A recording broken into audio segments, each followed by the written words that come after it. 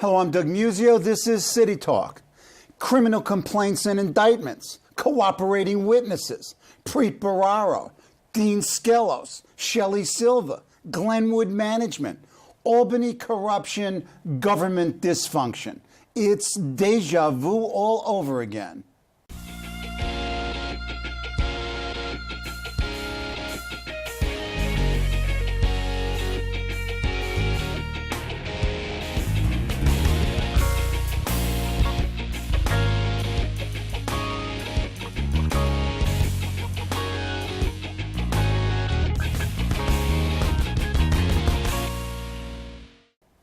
In order to clarify this feeling of seeing it over and over again are Errol Louis and Tom Robbins. Errol is the political anchor at New York One News and host of Inside City Hall / Road to City Hall. Prior to New York One, Errol was a daily news columnist and editorial board member. He is a frequent guest on other local television and radio programs and has been a CNN contributor since 2008. He heads the urban reporting concentration at the CUNY Graduate School of Journalism, and I am fortunate enough to co-teach a course with him. Tom Robbins is investigative reporter extraordinaire, formerly of the New York Daily News and the Village Voice. He heads the investigative reporting program at the CUNY Graduate School of Journalism. His most recent CUNY investigation with students in his class is Rap Sheet Trap, which was published by City Limits this past March 3rd. Welcome back, gents. Good to see you. Every time we sit down and talk, it's almost we're in the twilight zone. But I need you guys to clarify something for me. I don't quite get the Skelos complaint. I mean, Errol's convinced me I have to read these complaints, word for word, so I read it. And I read the Silver complaint, and there's one sort of connection between the two, and that's Glenwood Management. Now, they're not indicted. I don't know if they were a target, but there's something awry here. I think what you're missing here is that Glenwood, the very large development company led by a billionaire, is the victim in this case. That they are the people who are supposed to have been harmed here. I got it. Started. Now, it may seem strange that it's considered a crime for them to be, sort of squeezed to put some money into the political system in exchange for favorable legislation, because that's what they've done for the last decade, to the tune of something like $12 million over the last 10 years. Biggest contributor. So it becomes a little strange to say, well, it's okay for you to give out over $1 million to any number of political officials over the course of a year, but if one of them asks for just a little bit more for you to steer some business, say, to their son, well, that's a crime. Okay. It can be a little hard to sort of process, but that's really what the complaint is about. Well, it is a crime. I mean, everybody knows what the line is. And I think what's fascinating about both these cases, in both Shelley Silver and Dean Skelos, is the fact that both of them understood exactly what the most crucial need was for this vital player. In other words, the issue of tax abatements, which I think is foremost, it's obscure to most New Yorkers, but it's worth millions of dollars every year. And if you look at Glenwood Management, if you just go to their website, and I did this in a January seminar with students even before Silver was indicted, you will see that he's the biggest single recipient of bond deals from the state of New York over the past 5 years. He's got them all over downtown Manhattan, the post 9/11 subsidies that came in. He's got them all over the Upper East Side of Manhattan. He's got them in the boroughs. Each one of those has to be approved by state regulatory agencies. Each one of those, in order to get the tax abatements, is worth millions of dollars. That's what's at stake here. So, in other words, when a guy like Shelley Silver says, I'd like you to use my lawyer for your tax appeals, or when a guy like Dean Skelos says, my son could really use a job, and he's a very good title lawyer, they don't say no, even though they know that that's a crime. Why might not the U.S. attorney press charges or squeeze these folks? Clearly, they became CW1, cooperating witness 1. They didn't just walk in and say, I want to cooperate with the investigation. It seems to me that the U.S. Attorney's Office has to say, excuse me, something's amiss here and you're involved in it. Well, we don't know exactly how they came to cooperate, but let's not rule out the possibility that there are people who are offended by this kind of activity who might indeed pick up the phone and say, you know what, instead of being squeezed to pay, say, $150,000 that I don't want to pay, I can make a phone call which is free. And put an end to this whole thing. There's always that possibility. And then there is the possibility that the Federal Justice Department knocks on your door and says, we think a crime was committed and that you know something about it. Well, most of us who are not criminals would pretty much just tell whatever we know. And the next thing you know, you're cooperating witness one. I think we know what happened in this case, and nobody picked up a phone to drop a dime, as we say in the vernacular. In the vernacular, they got jammed up. In the Shelley Silver case, they had probably enough to bring charges, and there were officials of Glenwood and other people who said, I can help you with other things. And their next big target was the chief of the state, Senate Dean Skelos, and that's where this second case comes from. It's very clear that they are trying to talk their way out of their own criminal culpability. In a sense, with the aid of the U.S. Attorney. I mean, I understand that their judgments have to be made about cases, how to make them, the likelihood of winning, etc. But it seems to me that this is, in some ways, the big fish, the perverter of the public interest, almost even more than Skelos in this case, with these billions of dollars of abatements. This is what drives the reformers crazy, is that they say, you know, you create an atmosphere in which something like this is more likely to happen, if not inevitable, if you have no limits on what people can give. If you have what's called the LLC loophole, just as Tom was talking about, you know, Glenwood has a series of buildings. Each of them is formed as its own corporation, limited liability corporation, and so 5 buildings in a row are each 5 people for purposes of contributions, and each can contribute up to the limit. This is how you see hundreds of thousands, if not millions of dollars being swept into political accounts that are all coming from one source, which is Glenwood. And so, you know, if you create a situation like that, you're basically asking for trouble. And what the reformers had said is that you've got to close that loophole. You've got to put some meaningful limits on what officials can collect. You've got to limit or abolish these housekeeping accounts that are controlled by the parties and that can accept unlimited amounts of money and spend unlimited amounts of money.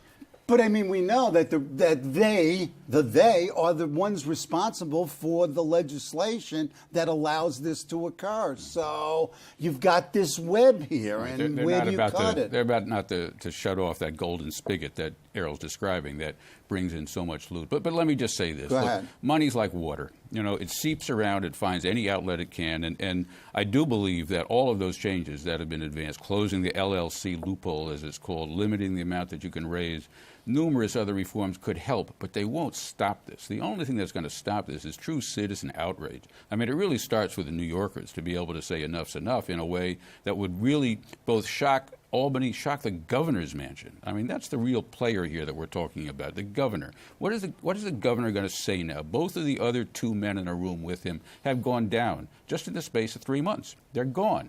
He's replaced by 2 new ones. What does he have to say to the people of New York? I've heard very little so far. And probably strategically wisely, but you know, if you can't stick your foot in your mouth if you don't open it, and I think he's running away from this as much as he can. Well, terrific. So now we're left here with a citizenry which is looking at this like amazing crime cavalcade going across the state, and nobody wants to talk about it, you know, except for us pundits. But other than that, everyone's silent. Excuse me. Where's the Real Estate Board of New York?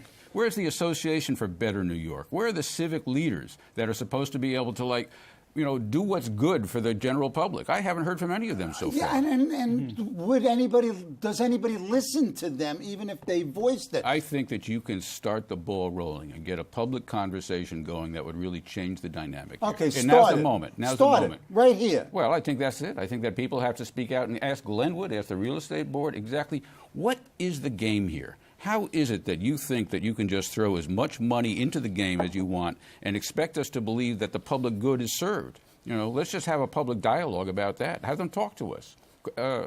Have the Rudins, who run the Association for Better New York, convene a meeting and call all those people, call all the reporters, and simply put that on the table. We've come to pay off city. That's what this has become, pay off city. And what are we going to do about it? You're giving me goosebumps here, but Errol, yes. So you've got a show. Who comes on your show to answer Tom's questions? Well, I mean, it's a very interesting question because, you know, there are times, and I'll get in trouble for saying this, but I'll say it anyway, when my producer says for the millionth time that somebody from the Citizens Union, of which my wife is a board member, wants to come on, or somebody from Common Cause wants to come on, or the League of Women Voters wants to come on, we've heard everything they've had to say. They've been saying the same thing for 10 years, 20 years, 30 years. That doesn't make it wrong, but it's not the kind of conversation that is leading to results. And so you have to try some imaginative new ways to try and get the public involved. Tom is exactly right. I mean, if you know, look, if even one of them, if even one legislator lost their job, and it was clearly because they were on the wrong side of some of these reform questions, everybody would get the message immediately. That so rarely happens, and you know, at some point you have to say, you voters out there, you are too easily bought. You just because the guy has a nice smile and shows up at the Senior Citizen Center or shakes your hand outside of a supermarket on a Saturday morning doesn't mean you owe him loyalty forever. You know, you've got to stay alert. You've got to stay aware. You've got to read the paper. And you've got to translate that into action. And that is really the missing ingredient here, is actually doing something with the information that we all have. Right. And also there seems to be, and your preface alludes to it, who is the leader? You almost need a figure as well as an institution to lead the revolt. Clearly, it's too amorphous out there. Somebody's got to, or something's got to crystallize. Well, you know, it's interesting. You know, Preet Bharara, the U.S. Attorney for the Southern District, Manhattan, he's the one whose office has brought these cases, and he's been very clear as to why he did it. As soon as the Moreland Commission was shut down a year ago, he stepped forward and he said, look, I don't like the way this happened. I have a lot of questions. I want to see the material that you have. And then after he started bringing his cases, he then went public and started talking about what he thought the larger picture was behind it, the context. He started to mock the question of three men in the room. And what happens? The first thing that happens is, well, wait a minute, why are you talking about the politics of it? You should only be talking about the crimes. Well, maybe he should be restricting his role, but you know what? Nobody else is. Nobody else is having that conversation. Preet Bharara can't be both, but I think what he was saying was an attempt to try to get that conversation going. I'm really surprised that nobody stepped forward to pick it up and say, like what Preet Bharara had been saying. Yeah, but also Bharara was excoriated, in fact, by a federal judge by both his pre- and post-trial commentary. Well, that's right. You start to stray into political conversations as an active prosecutor. Right. You can get yourself in trouble. But Tom's point is, I mean, but how does Preet do it from the U.S. Attorney's Office? Do we see a governor's race in the I think future? he was trying to, well, I don't know what his ambitions are. Yeah, right. I mean, would that be an appropriate way to... Look, we know the downside of overambitious prosecutors. Yeah. We've lived through Rudy Giuliani. We've lived through Elliot Spitzer. You know, we know what these guys who ride white horses and they think that they can do no wrong. That's not necessarily good for the body politics of the citizenry either. Right. But they did all start conversations about these issues, you know, and allow people to be able to focus on them. And I think, you know, then they're sort of trying to pass the ball to the next group and say, let's pick it up and let's run with it. I haven't heard it. You know, I haven't heard Bill de Blasio talk much about this in terms of what's going on. No, that's right. There are some critics who say that, you know, you keep hearing the mayor and members of the city council say that they're progressive. They don't say that they're reformers, which is very different. Reform isn't necessarily, you know, progressive in the sense that it's going to advance a particular program or cure income inequality, but it is necessary to make this happen. Now, you know, just as a very practical matter, the mayor you know, praised Sheldon Silver. You know, even as he was getting into deeper and deeper ethical hot soup, in part because he needs him politically. You know, the political class can do something, and they've disappointed us. The media can do more, and I suppose we've disappointed others. You know, the courts could probably do a better job on some level, and even they have been a disappointment. So, I mean, look, we all got into this together. We're all going to have to get out of this together. Nothing stops the judiciary from speaking out. You know, I mean, they are not. Judges are allowed to talk in the broad context of these cases. They can't talk about the ones before them. But just go to the New York Review of Books and read Jed Rakoff, a U.S. District Judge, on mass incarceration. He's got a long, eloquent piece about the failure of himself and others on the bench to be able to intervene in this system. Judges are allowed to talk about that stuff. And we've got a lot of good people sitting on the bench in New York. I'd like to hear from some of them. Okay. You read both indictments. I mean, we're teaching New York City Politics 101. What do the two indictments tell you in a couple of salient newspaper leads? Well, I mean, for me, the real takeaway is that anytime there's a pot of government money that is under the sole and non-transparent or opaque control of a politician or a political leader, that is the space in which the corruption can happen. You know, I mean, to me, what was most interesting about Sheldon Silver was that in the indictment is that there was some pot of money that he could basically dispense of without ever disclosing it in the regular budget process. That in itself is a scandal. The fact that he used it for ways that the government now alleges were corrupt is also a problem for sure. Right. But even if he'd used it to build orphanages, that would be a problem. We, the taxpayers, have forwarded all of this money to Albany, and when they are allowed to spend it without it ever hitting the budget, without it ever seeing the light of day, you know, nothing good can come. Yeah, I mean, it's you know, power corrupts and absolute power tends to corrupt. Here's one commonality with both these cases, which I think is fascinating, is like both these guys are lawyers. Both of them have fought this fight about how we cannot allow the public to be able to identify our clients because of the fact that would violate our attorney-client confidentiality, and that's very important to us as lawyers. Well, guess what? We now know that neither of them had any clients. Right. They were both not doing any actual litigation, any actual work in their law firms. I think Baruch found one case that Shelley was involved in. It was really minor. And who was he? It's like a family member or something. No, it was a member of the legislature that he represented at a closing. I'm sorry, you know much more than I do. That was it. I mean, that's a commonality that I think is just revelatory in terms of, look, some of the things that we hear on the margins of these cases in terms of the reaches that they will go to try to avoid getting indicted are astonishing. You know, we're only talking about the two late. Let's not forget that Joe Bruno, even though he was ultimately acquitted, was also indicted on corruption charges for the same kind of dealings with people before him. And then you had a whole string of Senate Majority Leaders going in between Bruno and Skelos, who, what is it, 5 in a row of... Well, Espada's in prison right now. Right. Malcolm Smith is awaiting sentencing. John Sampson. John Sampson is going to trial, and Joe Bruno. Yeah, wow. Those are the last 4. There's something rotten here, no? Yeah. Okay. Yeah. So you talked about the do-nothing law gigs as, you know, as a facilitator and a tool. The two things that struck me is this 421A and the rent regulations being the causes for the massive infusion of money on the part of real estate development companies. And these two charges, Glenwood. What's 421A and why is it so valuable? I mean, you both alluded to it at the top. Talk about that. Well, 421A is a tax program that's about 40 years old. That began in the heat of the fiscal crisis in New York, and the idea was to spur new construction. And it was a perfectly reasonable approach, which said that if we don't do something to try to get developers building, they won't build. So let's make a deal so that at least for the initial and their varying terms, sometimes it's 20 years, sometimes it's 25, sometimes it's 30 years, you will pay diminishing taxes. It starts out as no taxes. It goes up gradually over a period of years. You also have to agree to keep your buildings at the same time, if they're rental, under the rent regulation procedures of New York State. So that was all fine and good with developers. In fact, Glenwood, if you go back to way back in the 70s, you'll find that Glenwood was the group that was actually advancing this idea back there in the 1970s. It was their baby, in a way, as the way to sort of get development going. And it was probably a good idea, but it long outlived its usefulness.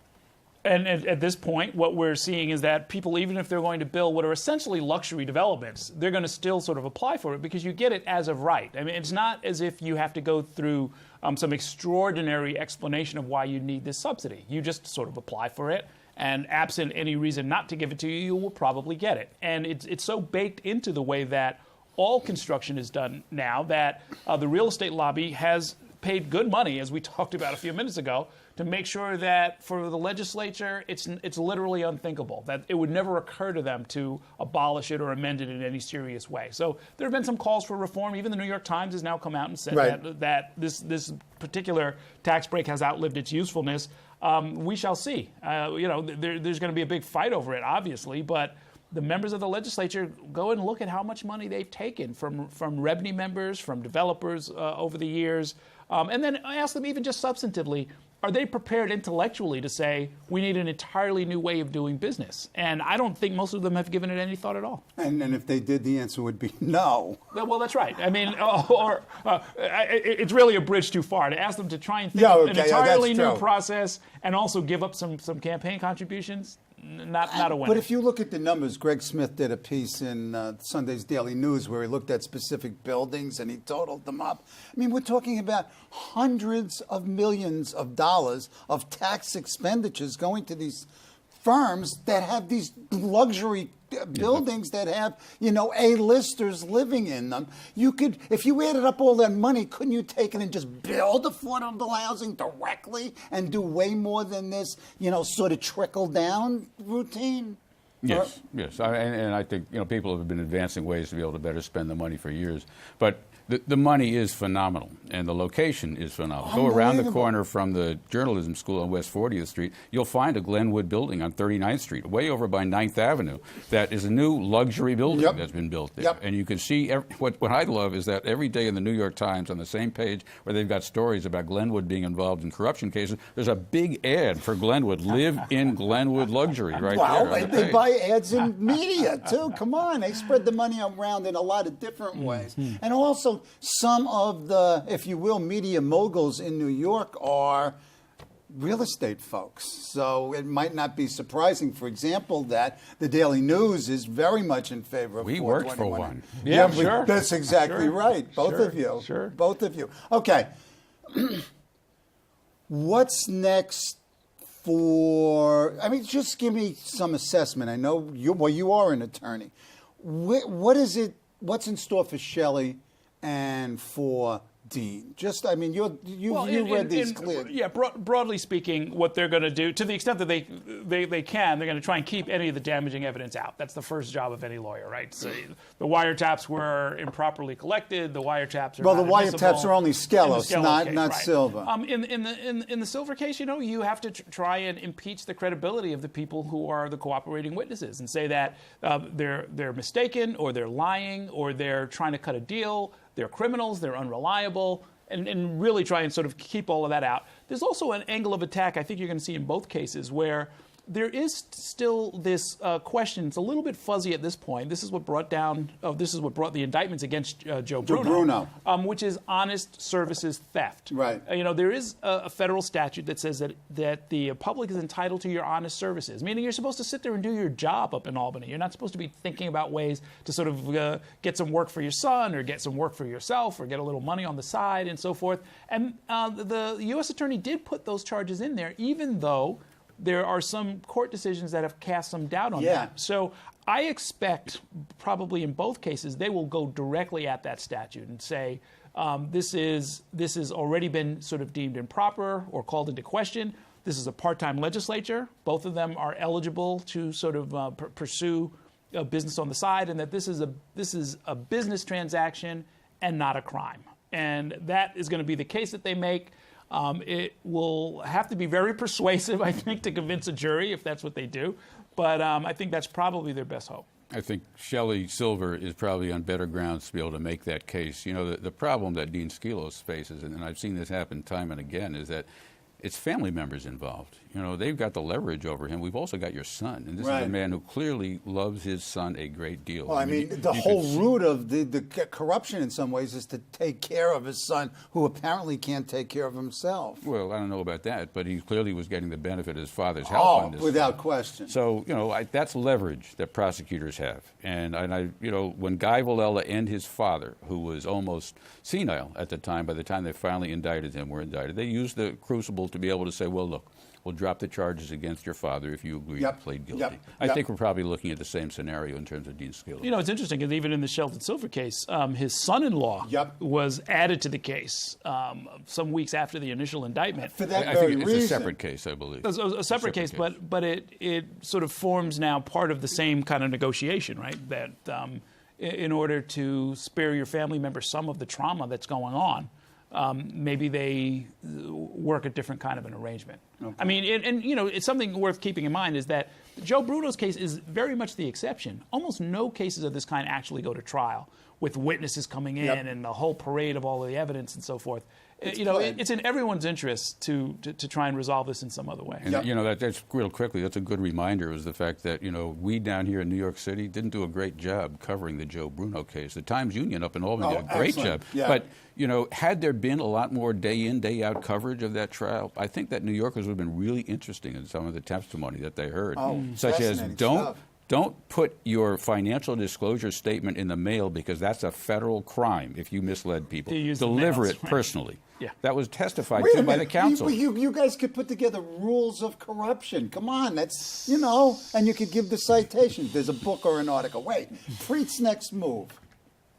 I think there's more. There's always more. He's going to drop who, not necessarily individuals, but type and when. Well, I mean, look, he has the files from the Moreland Commission, and we now know there was real stuff in those files, right? So has he reached the limit of what he can find from that? I seriously doubt it. And also he's got how many conversations of Dean Skelos with everybody? I mean, there must be really hunkering down up there. I know the second floor is a little nervous, but as I've been remarking, CVS and Rite Aid, there's been a run on Imodium in the legislature. Talk about what you might see down the road, Tom. I'm not going to predict anything. No, you can't predict anything. Look, you can see the legislature scrambling at this point. It's on the defensive. This is already very late in the session to be able to get something done. And then you've got two new leaders. But again, if I was the governor, I would be looking to step in at the last moment here with some package that would say okay, now I'm really putting something out there that I think could be passed. I think that is the moment for him to be able to speak out and to be able to say whatever his potential liability in this, and we have no idea what that is, to be able to embrace the changes that he's already said. You've got two new rookie leaders to deal with. Now's the time to do it. Yeah. The other important question that is still hanging out there is the terms and the conditions and the process by which the Moreland Commission was shut down. Yep. We know that Preet Bharara was very upset about that. He made no secret about that. And if some of what was reported is true, there could be violations of the law there. When you call up somebody and say, don't look any further into this particular piece of possibly criminal behavior, that can give rise to legal liability. I mean, that is something that... Yeah, and then the question is it federal legal liability? But yes, certainly. Yeah, I mean, that is something that people should keep some people up at night, I think. Yeah. Stay tuned. Thank you, Errol Louis and Tom Robbins, for their insights and their observations and their feelings of dismay, I would say, about outrage. the coverage. Outrage about not only the actions themselves, but the lack of interest and attention on people who should be interested and paying attention. Thank you.